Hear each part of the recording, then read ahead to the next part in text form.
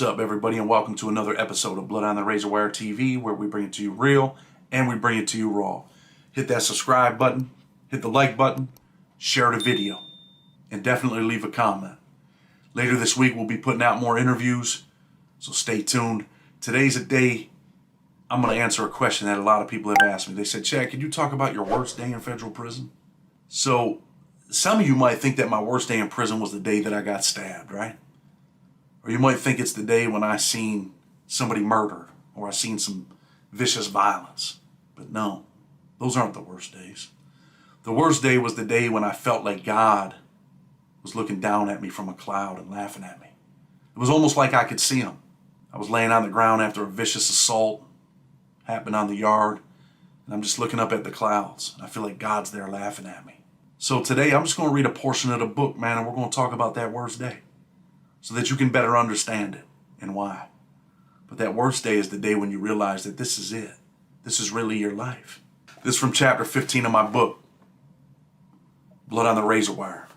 Living the street life comes with consequences. For me, those consequences came with a severe sentence and my placement in a prison where my life could be taken at any moment. Feeling the need to be alone with my thoughts, I opt for the yard this morning.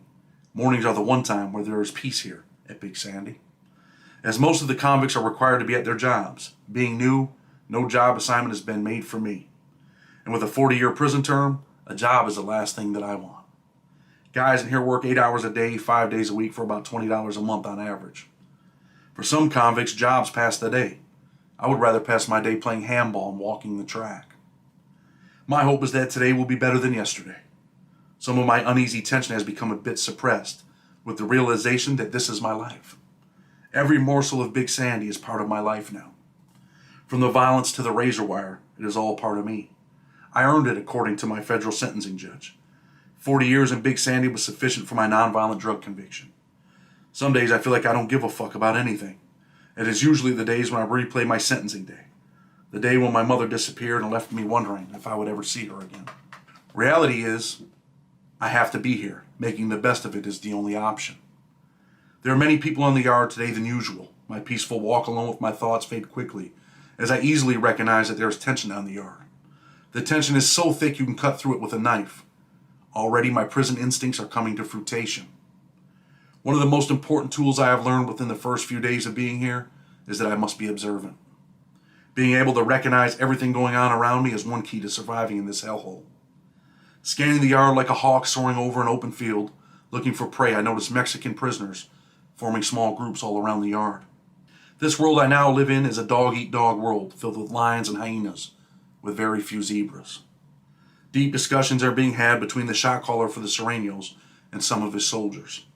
My secret hope is that whatever problem is afoot has nothing to do with the whites and Mexicans.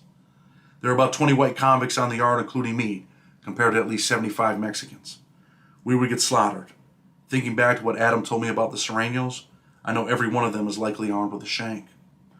This thought convinces me that as much as I might not want a knife, it may very well be time to get one and keep it on me at all times. Being here in Big Sandy, I know now that I would rather get caught with it than not with it. As the thought filters through my subconscious, I find out the problem with the Serranos has nothing to do with the whites when a large Mexican soldier grabs one of his comrades from behind in a chokehold. The victim is another Serrano, named Noki, who also lives in the same unit I am housed in. More Serranos circle Noki. They deliver punches to his head, face, and body. Before long, he is rendered unconscious. The large Mexican lets Noki's limp body fall aimlessly to the ground. Other people join the fray, dishing out powerful kicks to Noki's head and body. One of the kicks wakes Noki from his comatose state. Using the nearby fence, his fingers lock onto the shiny metal as he pulls his body up. Finding his feet, he stumbles on a large push broom. Fighting for his life, he begins to swing the broom like Barry Bonds on steroids, chasing the home run record. Come on, puto, Noki screams like a wild animal as the warm blood runs down his face. One of the soldiers rushes in, swinging wildly. Noki's swing connects perfectly with the side of the combatant's head. Watching the first guy fall sends Noki into a raging fury. He backs up to the fence, yelling profanities in Spanish. His swinging intensifies in barbaric nature. 4 men rush at him at the same time. The broom connects with the side of one of the attackers. This slows Noki down. The others pounce on him like mountain lions on a fawn. The alarm finally goes off, ordering everyone to the ground. Most of the prisoners comply, but not the combatants. Once again, Noki is on the ground. The broom is now being used on him.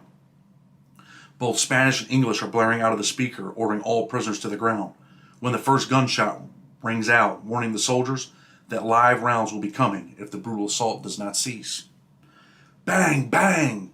I feel an explosion. Officers circle the Serenials.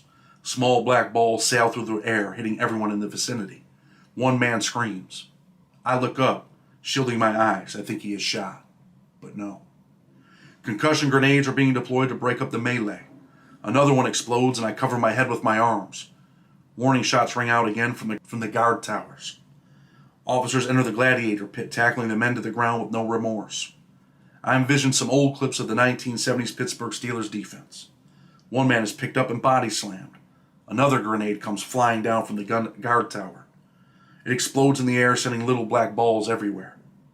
They are ricocheting off the ground, off the handball walls, flying everywhere with no intended target. Whoever gets hit, gets hit. The balls do not discriminate. The guard tower stands over 30 feet high. Sharpshooters are stationed to each of the 7 towers. I cover my head with my arms. I'm face down on the ground. My only hope is that I'm not hit by a live round if those start flying. With staff in the area, I'm probably safe though. Usually when correctional officers are in the area, the cops in the gun towers refrain from letting real bullets fly. I am thankful that staff has arrived and that with their arrival, my chances of being accidentally shot have diminished. Had staff not arrived when they did, there is no doubt in my mind that someone would have been shot. These combatants had an order from the shot caller to complete a mission, assaulting Noki until he died, or until the cops arrived to stop them. The attackers had no intention of stopping. Even the gunshots did not deter them. The threat of possible death meant nothing. In the real world, the thought of getting shot or killed would be a deterrent. In here, the real world has long been forgotten by these men. When you are in a place like this with a sentence of forever, death becomes a welcoming thought. Once everything is lost, there is nothing left to live for. There is no fear of death. A man with a life sentence has been through so many ups and downs on that long criminal justice roller coaster that no emotions remain. With sentences ranging from 30 years to life, there is nothing left that can be done to hurt the man who has been stripped of life, liberty, and the pursuit of happiness. That man sees death the same way a Muslim martyr does. The hope is that there will be something better on the other side of the rainbow, because this side has nothing but suffering, pain, and loneliness. Fuck rainbows. I don't like them no more. Many people like me are serving draconian sentences for nonviolent drug offenses. What is mind-boggling to me is that while these 40-year sentences for nonviolent drug crimes are being handed out, the average sentence in federal court for murder is 22 years. Had I killed someone, I likely would have been sentenced to 18 less years. The federal criminal justice system no longer has a parole system. When that door slams behind every prisoner with a crucial sentence, there are only 2 ways out of here: winning relief in court or a body bag. Sadly, most people will leave here in a body bag. With my sentence, if I behave, I will get about 5 years off my term. Instead of getting out at 64 years old, I can get out at 59. That truth disturbs me. With no incentive to do the right thing, many of the men around me become vultures, living a barbaric life, riddled with anger and violence on an astronomical level. Behaving yourself in prison is almost impossible because other prisoners' actions dictate your reactions. Those reactions might require a person to stab the other person. Sometimes those reactions don't leave a person any choice. The prison machine is designed in such a way that it applies oppression. It's designed so the prisoner never wins. It's designed so the prisoner always loses. Like with Noki, he was fighting for his life. Had he simply not fought back, he would have certainly died. Once he fought back, he earned a write-up for fighting. There's no such thing as self-defense in prison. Once a prisoner starts swinging, he loses 27 good conduct days on average. When Noki gets back from the hospital, he'll be taken in front of a disciplinary hearing officer. That's his reward for fighting for his life. He'll now have to spend 27 more days in prison, where any one of those days could be his last. His gang will no longer want him after the brawl. Noki is now a marked man. A man marked by one of the most vicious prison gangs in the system, one of the most dangerous, the Serenials. Noki's provocation was a common one. He owed the Crips for heroin. Owing money to the blacks is not allowed by the big homie, the man who calls the shots for the gang. Noki has 2 yard violations. He was dealing with the blacks and he couldn't pay his debt. In order to avoid a physical conflict with the Crips, the beating was on full public display. Hands laid, Debt paid is the common theme in here. The debt was paid with Noki's blood, kind of like Christ paying the debt of sin on the cross. In Big Sandy, the sinners keep sinning. Noki, like many before him and many who will come after him, allowed his heroin addiction to get out of control. His tab kept riding higher with his needs to get high. Knowing he could not pay never dissuaded him. The thought of getting hurt or killed did not override his hunger to let the fish swim through his veins. When the Crips had enough of the false promises of payment being made, they went to Noki's shock collar. They knew that the only payment they would see would be blood, and they likely enjoyed that prospect. When assaults like the one on Noki happen, it is akin to the spectators in the old Roman gladiator pits cheering for the victim to be finished. Most of them in here enjoy seeing a good violent scuffle, secretly pray they are never on the receiving end. Had the Crips taken it upon themselves to assault Noki, the whole yard would have erupted like a festering volcano. It would have created a full-fledged war between the Hispanics and the blacks. Such a war would have reached every other maximum security prison in the federal system that houses Serranos and Crips. At least that would be the likely scenario. The easiest way to settle the dispute was to punish Noki by vicious means. His death or his transfer to another facility after his physical discipline even the score. Dealing with the blacks, owing a debt to them, ensured he was ostracized from his gang. For the rest of his time in prison, he's a marked man. Another unwritten rule in here is that you never stop beating or stabbing another prisoner until either staff intervenes or you kill the person. This is how every car, group, or gang operates. One thing that I'm intrigued by is why Noki's gang brothers allowed him to get so far in debt, knowing the end result was going to be an attack like this. My guess is the people who knew were getting high with him. The others had no money to pay for the heroin, but Noki had both the balls to deal with the blacks and enough swagger to convince the Crips that he had money, at least initially. The cycle of prison life is vicious, like a pack of hungry wolves in Yellowstone National Park, searching for vulnerable prey. 2 hours of laying on the hard concrete causes pain to creep into my muscles. Some of the men are laying on their backs enjoying the warm summer sun. Others are talking among themselves. I too have changed my position to ease my discomfort. On my back now, I stare into the deep blue sky, tricking myself into believing that I can see Jesus Christ's face in the clouds. For a second, I whisper a plea for freedom to him. I blink my eyes a few times, and he's still there in the clouds. It's almost as if he is smirking at my request. I snicker at the absurdity of it, that I think I see him. Or maybe my snicker is because of the absurdity of him granting me freedom from here. Hell, he could have intervened a long time ago and put it in one of the jurors' hearts to vote to acquit me. He could have put it in all their hearts. Instead, he decided to send me to Big Sandy with a 40-year sentence, so he could sit in the clouds laughing at me. Whether he is really there in the clouds or not, I throw a middle finger to the laughing cloud. Fuck you, I mouth silently. This ain't funny. Before I can say anything more, officers are ushering us up to our feet. Brushing the dirt off the front of my pants, I scan the yard. The other men are grateful that they can finally stretch their legs out. As we head back to the housing units, I look back one last time before I walk through the doorway. He is there, in the clouds, laughing at me. That's my worst day in prison right there, man. When I'm laying on the ground, I just see this kid get stabbed and beat. And I'm laying on the ground and I think God's laughing at me in the clouds. Because it's hard to understand when you're 24 years old that you got a 40-year sentence. It's hard to understand that this is it. This is what your life's going to be. You know, you smell the fresh air and you can see the grass. You can see the mountains. And you know, they call it the bluegrass state there in Kentucky. And you can see the blades of the grass. It's got a bluish tint. And it makes you think about your family, man. Sometimes it takes you back to when you were a kid playing in a schoolyard. Remember when you were on the monkey bars? Or remember when you were on the swing?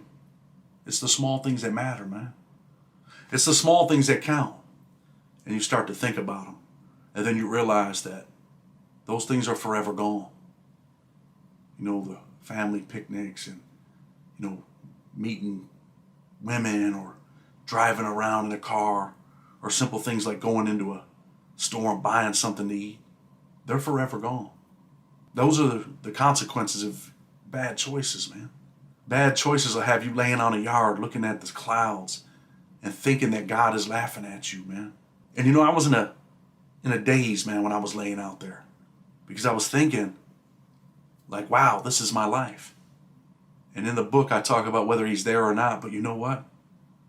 It was real, man. It was almost as if I seen God in the clouds, and you probably think I'm crazy telling you that. But prison and a 40-year sentence messes you up mentally and emotionally. It messes you up to the point that you really think God's laughing at you, man. You start to wonder, how could this ever happen to me, right? You would think, this doesn't happen to people like me, but it does. It happens to people like you. You, the person watching this video, it happens to people like you. And you know, I was going to bring a kid on that was my celly, man. He was a good friend of mine. He had talked about me in the live. He was supposed to come on, and we were supposed to have an interview with him this week. But we didn't. His name was Hunter, man. Some of you guys might know Hunter Thompson was commenting. I was like, Hunter, send me your number. He emailed me, sent me his number. We were going to do an interview. And then I get a message that says, Chad, call my mom. And I was busy. I had went to a wedding. I said, I'll call you tomorrow. And then I get a message from his mom that says, Chad, this is Hunter's mom. Pretty much she was the person writing me on Facebook telling me to call my mom. Hunter died, man. Another guy gone. Did all that time in prison, man, was a gang member, been stabbed in prison, cut in the face, came home, got his life together, and he's gone, man. Tomorrow's never promised, whether you're in the street or whether you're in prison. Make today, man, a new day. Make today be the day that you decide, man, I'm not going to be laying in a prison yard thinking God's laughing at me. Make today be the day that, you're not going to be on a prison yard watching someone get stabbed. And like I mentioned in one of the lives, 2 weeks ago, 2 dudes were killed in Terre Haute, man. USP Terre Haute in Indiana. Some people call it Terre Haute. But that could be you. You could be on the chopping block, man. You don't want to be that dude, man. I promise you that. Ain't nothing nice about getting stabbed, man. Ain't nothing nice about 4 or 5. You could be the baddest dude on the planet, man. 4 or 5 prisoners are jumping on you. One guy grabs you from behind. What are you really going to do? What can you do? Nothing you can do, man. You're stuck. You want to fight back. Your mind's telling you to do something, but you can't get loose. You can't get loose. There's nothing you can do but take the beating.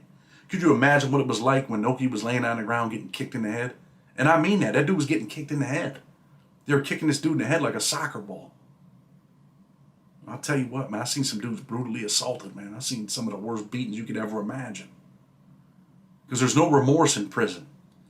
These dudes are angry inside. They get hyped up when they're like, man, we're about to go on a mission. No one knows what that feeling's like when that adrenaline's pumping. You're like, yo, you're going on a mission. I guess dudes that been in the military know what it feels like. But when you go on a mission, man, you're balls to the wall. You're hype, you're violent, you're angry, you're nervous. It's all kinds of emotions. And pretty much in a maximum security prison, the rules are the rules, man. You don't stop until the cops come. And sometimes the cops don't come. And sometimes they come, but they come too late. And that's how people end up dead. I've seen plenty of people go on missions and it's just to hurt someone or get them off the yard and they kill them. They accidentally kill someone and then guess what happens? All that tough guy shit's out the window when they start talking about giving you the death penalty or giving you life. Not a tough guy no more when that happens. I mean, some guys are like, so what, man? I got life anyway. But some guys only got 15 years, 20 years. Seen the dude in Polak, man. Had 90 days left. He goes on a mission because white dude ate the food. We were all told not to eat the food. He ate the bag lunch. Had nothing in the cell to eat. They came out, they killed him, man. Now dude's got 20 years. Another 20, 25-year sentence. He was about to go home in 90 days. Now he's going home in 25 years. Think about that for a minute. Let that sink in. You want to know about my worst day in prison? That was my worst day in prison. When I realized that razor wire that was dancing in the wind, that shiny metal, that this was my reality. That fence that locked me in was my reality. You would think you were a grown man. You should never be held captive, right? You should never be locked in a concrete bunker or surrounded by concrete walls. Hell no, man. You're a grown-ass man. You're a grown woman. A man and a woman are supposed to make their own decisions. If you don't want to be somewhere, you should be able to go. But when that gate slams and that judge hits that gavel, it's over. And that was the day, man, that I realized that this was it. This was my life. This was the life that I had to live, and I lived it. for almost 18 years, man. 18 years is a long time. 18 years of not being around your family. Those are the things that hurt, man. Watching your mother come on a visit and cry when she's got to leave. Watching your son come on a visit, or your daughter.